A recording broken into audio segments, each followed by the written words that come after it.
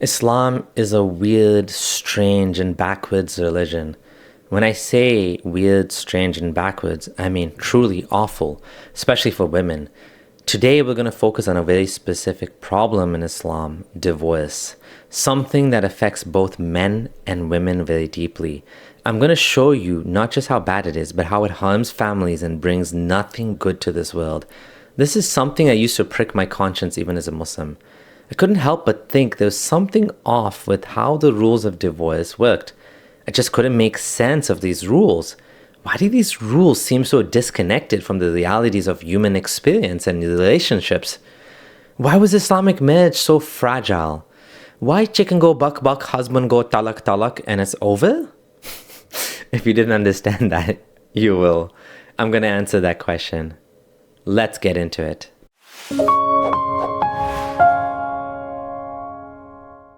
Divorce laws in Islam are the perfect example of a flawed system that leads to a volatile and unstable family dynamic.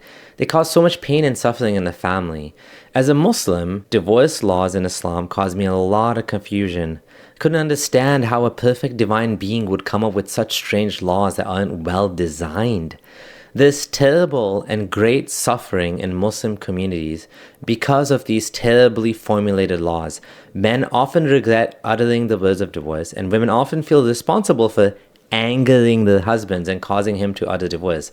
It causes terrible sadness and mental grief for families who end up in a situation.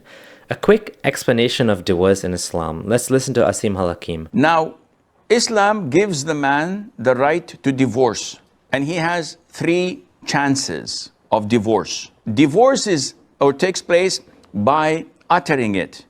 So the intention does not qualify. Someone says, Wallahi, I intend to divorce you, to his wife. This is not a divorce. I will divorce you. This is not a divorce. I think we have to get divorced. This is not a divorce. It has to be a statement or a verb in the sense that I divorce you. Done. Or you are divorced. Boom, done, khalas, it's over. But he has three chances. So if he says, I divorce you, the divorce took place. One down, two to go. Yet they're still man and wife until the iddah period is over. And what is iddah? Iddah is the waiting period after the divorce. If a woman is not pregnant, her iddah period is 3 monthly cycles. If she is too old, so she is in her menopause, or she's too young to have menses, in this case, instead of 3 monthly cycles, her iddah or waiting period is 3 months. Ew. Did he say if she's too young to have a cycle? Brother, ew. What kind of marriage is this, to a child? A man can say divorce or any phrase that means divorce to his wife. She's then in a partially divorced state. If he takes her back by having sex with her, she is back to not divorced, but she has one strike.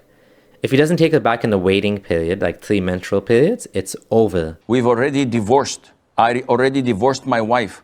What to do now? I want to reconcile. Well, as long as she's in the state of iddah, you're still man and wife. She lives in the house. You're not allowed to take her out, kick her out to her parents' house. She is forced to stay in your house. You can look at her. She looks at you. She cooks to you. You talk like man and wife. Everything is as normal, except that there's no intimacy at all. So for these 3 monthly cycles, usually a couple of months, a little bit less, a little bit more, they're still man and wife. They see each other every single day. They sleep on the same bed or in the same room. Inevitably, things would come back to normal, inshallah. Usually they kiss and make up after a week or two, maybe a month or so. But inevitably, because they see each other, they still feel the fire going on, so they reconcile. How to reconcile? Either verbally by telling her that I have reconciled with you, or by having intimacy with the intention of getting her back. This isn't a healthy way to solve problems. Force them to be together and assume eventually they'll have sex and work it out. Like, what? Also, he's about to tell us that she has no ability to reject this proposal. Her knowledge of revoking the divorce or reconciling is not essential. So if he divorces her today, and at night he goes to his friends or his family and say, listen, I divorced my wife tonight, but between you and me, I have reconciled with her. So I revoked my divorce. So this means that she is his wife. But maybe he does not want to tell her so that she would be reprimanded for the things that she had done, and he's utilizing this one divorce out of 3 to the benefit of the marital life, so that it would be a long-term marriage rather than a short-term marriage. This is okay, there's no problem. Does the woman have the right to reject revoking her divorce or refuse to come back? No, she has no choice in it. This is not her right. She has to come back and comply. She has no choice in rejecting it. She has to accept the marriage point blank. What kind of one-sided nonsense is this? Are you a Muslim woman? Do you accept this? It seems that this waiting period was put in place in order to ensure that if the woman got married again, they would be sure who the father was. But now we have modern pregnancy tests you can get from the dollar store. You can know right away, not to mention DNA tests. Anyway, if he took her back twice now, there's only one final chance left. The third time this happens, the relationship is permanently severed. He did this once, 1 down, 2 to go. He divorced her again. The same procedure. 2 down, 1 to go. If he utters the third divorce, it's over. Game is over. They immediately turn into non-mahrams, total strangers. And he cannot revoke the divorce. And in order to marry her, she has to marry a different bloke, a different man, a real marriage, lives with him. And whenever they are divorced, a real divorce, not with the intention to go back to the first guy, then they can remarry with the conditions of her consent, the consent of her guardian, a new mahar, a dowry, and 2 male witnesses or more. They're no longer allowed to be alone together, and it would be as forbidden as having unmarried sex if they slept together after that. Basically, completely haram. If they did this and got caught, the punishment would be public lashings. In the case that she's pregnant when divorced, her waiting period is extended to until she delivers a baby. Note that the man can get married right away, no waiting period for him, ever. If this is her third divorce, her husband cannot take her back, and once the baby comes, it's over. Now, you're probably wondering where this nonsense comes from. The waiting period is described in the Quran as follows. Divorced women remain in waiting for 3 periods, and it is not lawful for them to conceal what Allah has created in the wombs if they believe in Allah and the last day. And the husbands have more right to take them back in this period if they want reconciliation. And due to the wives is similar to what is expected of them according to what is reasonable, but the men have a degree over them, and Allah is exalted in might and wise. Quran 2:228. So basically, after 3 divorces, whether they had kids or not, it doesn't matter. If the woman just delivered, it doesn't matter. I mean, frankly, she could even be pregnant. It doesn't matter. It's over. Too bad for your kids or your new baby. Too bad for you. It's your fault. Allah wanted it this way, so you must now start from scratch and find a new spouse or live single the rest of your life. I know many couples break up and get back together. Sometimes time apart is all you need. This is what Allah should have focused on, separation that requires both parties to say yes to come back together. Both parties, not just the man. A separation that either party can initiate and both parties need to end. Sometimes your spouse might have some issues that need to be resolved before you can return to them. Maybe they're abusive, involved with drugs or excessive drinking or whatever. Maybe they just aren't treating you with respect and showing you commitment. Sometimes it can take a year or more to solve these issues apart. This permanent divorce 3-strike system doesn't allow for making up. Also, it's not necessarily the case that 3 divorces will happen in like 3 months or 1 year. They can happen over a 10, 20, 30-year marriage. You still only get 3 strikes and then you've lost your wife forever, or husband. Fatwa sites and scholars are riddled with questions about the validity of people's marriage. So much mental energy and anguish because the laws weren't designed well. People just don't know if their marriage is valid anymore, whether they're still married or not.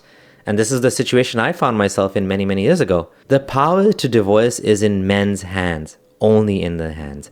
What God would give final authority to men to break up a marriage and a relationship while women have to ask and beg a judge for it? A man-made God, of course. How is this fair? How does this make sense? Well, it makes sense if you think women are dumb, as per Muhammad himself. Shouldn't the couple work out things together and have equal right to end the relationship? In any other contract agreement, both parties have a fair right to end it. But with Islamic law, the woman must go to a judge to request it, whereas a man can literally spit out a few words, a matter of time, and a lifetime of marriage is destroyed. Keep in mind, to do it properly, it has to be done over the period of repeat reconciliation, not all at once. But we'll get to the triple talaq problem. The Prophet said, if any woman asks her husband for divorce without some strong reason, the odor of paradise will be forgiven for her. Recorded in Abu Dawud and Ibn Majah.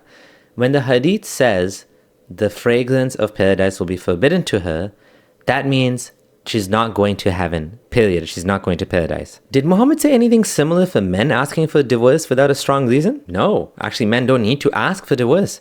They simply divorce. Men get to do whatever they want. There's not even an objection here. There's a statement we do find criticizing divorce. The Messenger of Allah said the most hated of permissible things to Allah is divorce in Ibn Majah. My question is, if Allah hates it so much, why is it so easy for men to do this? Contradictory much? For women to initiate divorce is called khulla. Khulla in Arabic means the separation of the wife in return for a payment. The husband takes the payment and lets his wife go, whether this payment is a mahar, the bridal gift which he gave to her, or more or less than that. Basically, she's held hostage unless she pays money to leave the marriage. It's narrated from Ibn Abbas that the wife of Thabit bin Qais came to the Prophet and said, O Messenger of Allah, I do not find any fault with Thabit bin Qais regarding his attitude or religious commitment, but I hate kufr after becoming Muslim. The Messenger of Allah said, will you give him back his garden? She said yes. The Messenger of Allah said, take back the garden and divorce her once. And this is in Nasai. You see, Islamic marriage is very transactional. You pay a bride price to get access to her private parts. If she eventually wants to leave you, she gives the gift back. Even if you slept with her multiple times since, the rules always favor men in Islam. Okay, now we're going to get to the juicy part, triple talaq. Let's hear what Sheikh Asim has to say. Now, one usually asks, what's the ruling on divorcing my wife more than once? So there are so-called, quote-unquote, men, or if you call them male, that would be better because men is a higher level than a male. You get gorillas males and donkeys as males, but not men. Men is a title given that you have to earn by taking the right decision, by measuring the consequences of your actions and of your words before doing or saying any of that.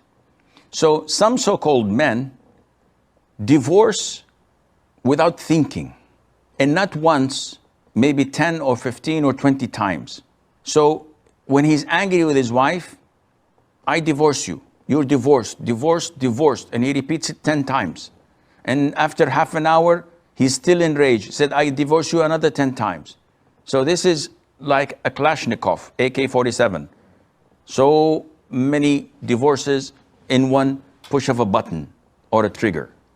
Now, all of this is an issue of dispute, whether the 3 divorces take place or not. And the most authentic opinion is if this issue was displayed to a mufti, usually the most authentic opinion is the mufti says, like the ruling of the Prophet ﷺ, only 1 divorce counts. If the case goes to a judge, it depends on the country he is in. So in some countries, like Hanafi school of thought, they would say 3 counts as 3. So it's permanent.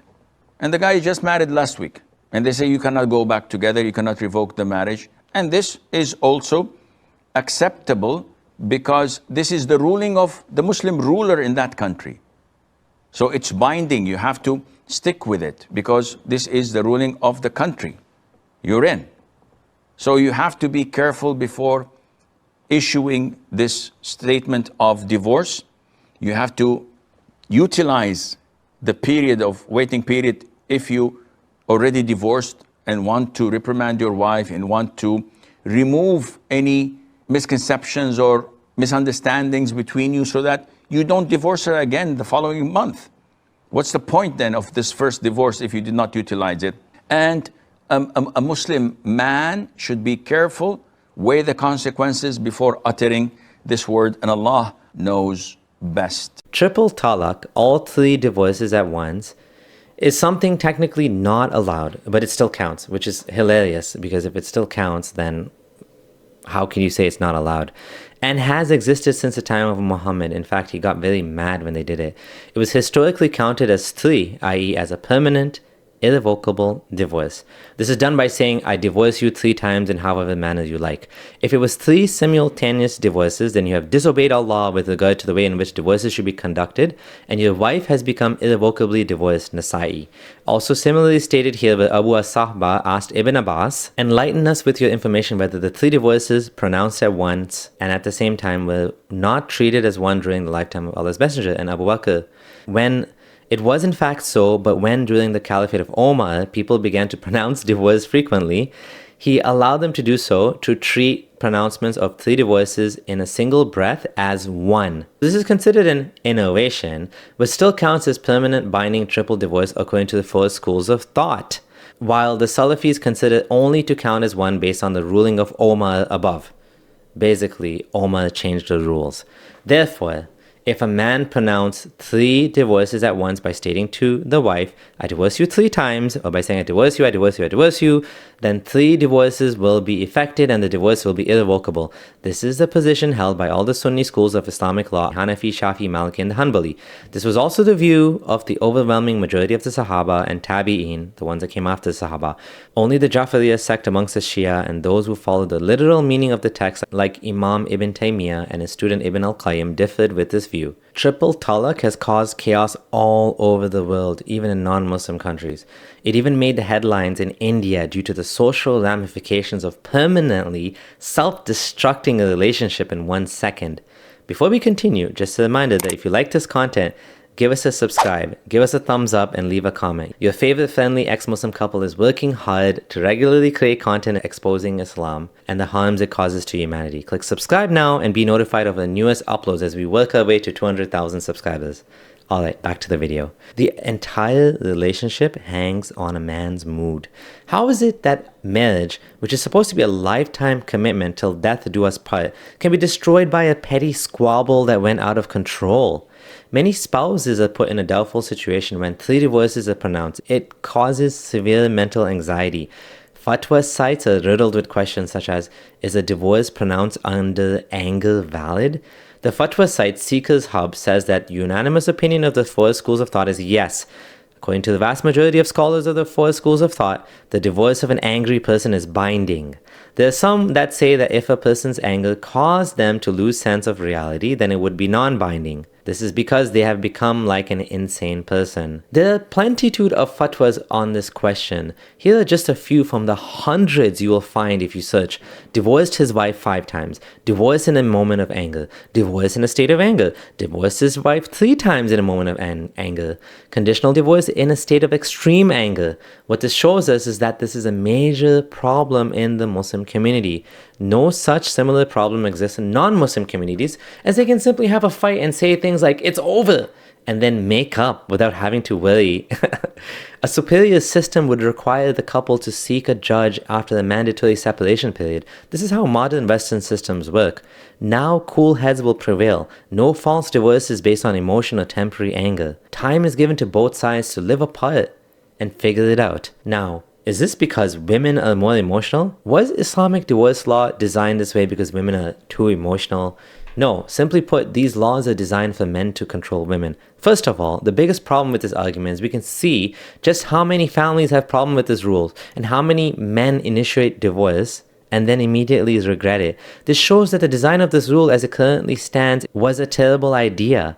Are men being the emotional ones? Obviously, men are the ones getting angry and divorcing women, right? In more egalitarian societies, such as in the West, women are able to lead and manage large organizations when given the opportunity. There are many examples of women CEOs. How is it in Islam women are not even given the right to divorce, and outside of Islam, they can successfully manage 10,000 plus employees, having the ultimate authority to fire all of them at a moment's notice if they felt cuts would benefit the company? If women were so emotionally unstable, how can they successfully do this? How can they successfully manage some of the largest organizations in the world? The reason why women don't thrive in certain societies is because men put them in lower positions because they don't see the full potential. That being said, Muhammad did think women were deficient in intelligence. We know that from the hadith. That's why he did this. This is why the system is so messed up, because it's based on a false model of men and women and the strengths and weaknesses and the understandings. Now, this is where the wheels go flying off. It's about to get even crazier. The strange rule to get back together, halala. Okay, in order for her to get married back to the first man, she has to get married to another man, have sex with him, be divorced by him, and then she can go back to the first husband. Did I just say that? Yes. You're not supposed to do this intentionally, like you're not supposed to get married and divorced intentionally, but it has to be like actual honest sex plus divorce. Now, who made up this stuff? God? The hadith explains it. The Prophet was asked about a man who divorced his wife 3 times, then another man married her and he closed the door and drew the curtain, then divorced her before consummating the marriage with her. He said, she's not permissible for the first one to remarry her until the second one has intercourse with her in Nasa'i. Now, you must be scratching your head just like me. What the heck did I just hear? Why is this so strange and bizarre? Why does Allah make divorce so easy and then come up with such weird, bizarre rules to undo it? It's simple. This is meant to be a deterrence. He made divorce so easy that you could just say talaq a couple of times. But then it happened too much. So he's like, oh crap, I need to find a way to make this difficult. So I'm going to make it so that this woman has to have sex with another man, right? Someone clearly didn't think this through very well. We know who that someone is. In the following fatwa, a man divorced his wife in anger. To save his marriage, a family friend married, presumably had sex with his ex-wife so that he could marry her again. Halala here means a man marrying a woman and having sex with her, followed by divorce so that she can go back to the first husband. I have kids with my wife and I divorced her in anger. To help us get back together, a family friend did nikah with my wife without stating any halala condition, but we all knew that we are doing this nikah for halala purpose. How twisted is that? You get your friend to sleep with your wife so you can get her back. Why? This religion is bizarre and gross. If you want to see another bizarre and weird, gross ruling in Islam, check out this video on the breastfeeding rule in Islam. You're going to have a laugh. The BBC also published an article on the topic of halala marriages, the women who sleep with a stranger to save their marriage.